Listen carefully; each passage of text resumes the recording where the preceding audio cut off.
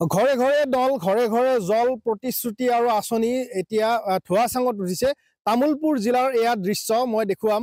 মোৰ কেমেৰা সহযোগীক মই দেখুৱাবলৈ অনুৰোধ জনাইছোঁ। তামোলপুৰ জিলাৰ শিমলাবাৰী গাঁৱৰ এয়া দৃশ্য। এয়া জল জীৱন মিছন আঁচনিৰ চৰকাৰৰ যি ঘৰে ঘৰে নল ঘৰে ঘৰে জল আঁচনিৰ এয়া আচলতে ধোঁৱা চাঙত উঠিছে। আজি প্ৰায় ৩ বছৰ হ'ল ইয়াত নিৰ্মাণ কৰা পানী যোগান আঁচনিটো কিন্তু এতিয়ালৈকে গঞাই পানী খাবলৈ বিশুদ্ধ পানী এটুপি পাবলৈ সক্ষম হোৱা নাই।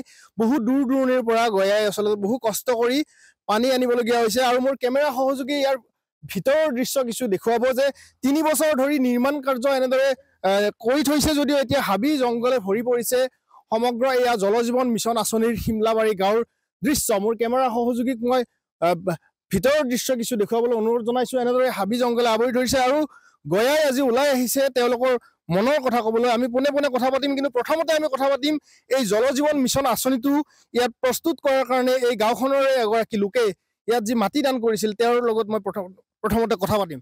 দাদা, আপুনি ইয়াত মাটি দান কৰিছিল? মাটি দান দিছিলোঁ।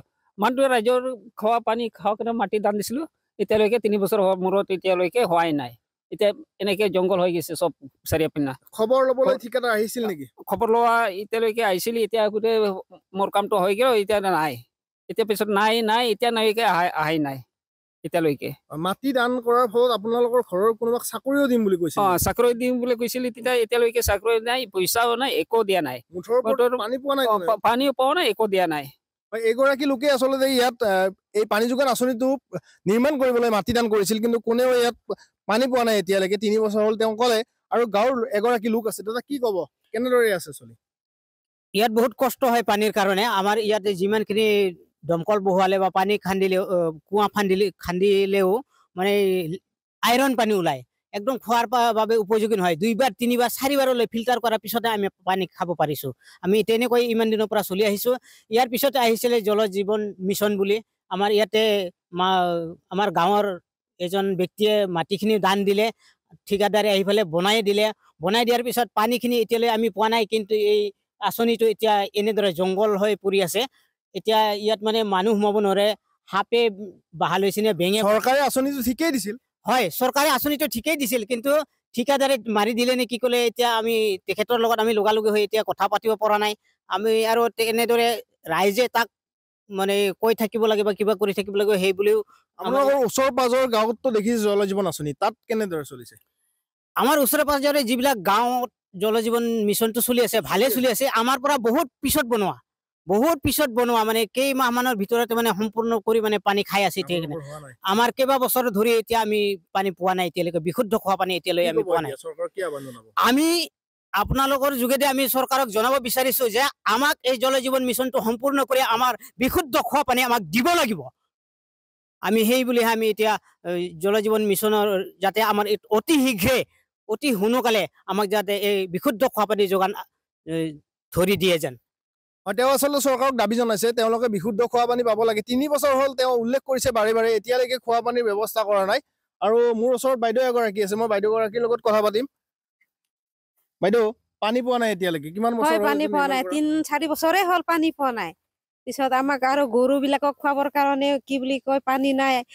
ভাত ৰান্ধিবৰ কাৰণে ইমান দূৰ দূৰৰ পৰা পানী আনিব লাগে, গা ধুবৰ কাৰণে আমি পানী নাপাওঁ সময়ত, ইমান কষ্ট কৰি বেলেগৰ পৰা পানী আনিব লাগে। এতিয়া চৰকাৰে দিছে আমাক ঠিকেই, কিন্তু এতিয়ালৈকে আমি পানী পোৱা নাই। আমাক পানী সোনকালে পাব লাগে, চাফা পানী পাব লাগে। আৰু কি বুলি কয়, এনে চৰকাৰে কয় বোলে আইৰণ পানী লেতেৰা পানী খালে বোলে কি বুলি কয় বেমাৰ আজাৰ হয় বোলে, হস্পিটেলত ভৰ্তি কৰালে বোলে একেবাৰে বোলে বিশুদ্ধ পানী খোৱা নাই সেইকাৰণে বেমাৰ আজাৰ হৈছে। কিন্তু আমাৰ এতিয়া কি অৱস্থা হৈ আছে সেইটো চাব লাগে আমাক। এতিয়া আমাক বিশুদ্ধ পানী সোনকালে লাগে, আমি সেইটো আৰু চৰকাৰৰ ওচৰত কাতৰ আহ্বান জনাইছো। আৰু চৰকাৰে প্ৰতিবাৰে কৈছে যে ঘৰে ঘৰে নল ঘৰে ঘৰে জল, কিন্তু এয়া দেখুৱালো তামোলপুৰৰ দৃশ্য আৰু তামোলপুৰৰ এই গাঁওখনৰ দৃশ্য। এতিয়ালৈকে 3 বছৰ হ'ল, কিন্তু এতিয়ালৈকে কোনো ধৰণৰ মানে পানী যোগান ব্যৱস্থা হোৱা নাই। মোৰ ওচৰত আৰু এগৰাকী লোক আছে। দাদা, পানী যোগান ব্যৱস্থা এতিয়াও হোৱা নাই? 3 বছৰ পানী যোগান ব্যৱস্থাটো এতিয়ালৈকে বৰ্তমান হোৱা নাই। 3 বছৰ হৈ গ'ল, আমাৰ পিছৰ চব হৈ গ'ল। তাৰমানে এতিয়া হাবি জংঘলে আৱৰি ধৰিছে। হাবি জংঘল আৱৰি ধৰিছে। আমাৰ ঘৰতে মোৰ তাতে চব পাইপ চাইপ চব আছিল, সেইবিলাক এতিয়াও বৰ্তমান এতিয়াও আছে। কেইটামান চুৰ কোনোবাই লৈ গ'ল। আমাৰ মাটিৰ মালিকটো খেতে, তথাপি এইটো মানে সম্পূৰ্ণ কৰি দিব পৰা নাই এতিয়ালৈকে। কি আহ্বান জনাব চৰকাৰক? কি ক'ব? চৰকাৰ কি ক'ম মানে এতিয়া আমাৰ পানী যোগানটো দিব লাগে। নামত আছে নামত আছে কি কামত নাই কামত নাই নামত আছে কামত নাই এতিয়ালৈকে মোৰ তাতে নাম্বাৰ আছে ফোন ৰিচিভ নকৰে নাম্বাৰ আছে ফোন ৰিচিভে নকৰে ঠিক আছে তেওঁলোকে উল্লেখ কৰিছে যে নামত আছে কিন্তু কামত নাই পানী যোগান আঁচনিটো ইয়াত সম্পূৰ্ণ কৰা প্ৰায় ৩টা বছৰ উকলি গ'ল কিন্তু এতিয়াও গাঁৱৰ ৰাইজে এটুপি বিশুদ্ধ খোৱা পানী পাবলৈ সক্ষম হোৱা নাই আৰু তেওঁলোকে ক্ষোভ উজাৰিছে আৰু চৰকাৰক পুনৰ আহ্বান জনাইছে যে আপোনালোকে যেনেদৰে প্ৰতিশ্ৰুতি দিছিল যেনেদৰে আঁচনি ৰূপায়ণ কৰিছিল ঠিক তেনেদৰে আমাৰ ইয়াত পানী যোগান আঁচনিখন সম্পূৰ্ণ মুকলি কৰি দিয়ক আৰু গাঁৱৰ ৰাইজক যাতে বিশুদ্ধ খোৱা পানীৰ ব্যৱস্থা কৰি দিয়ে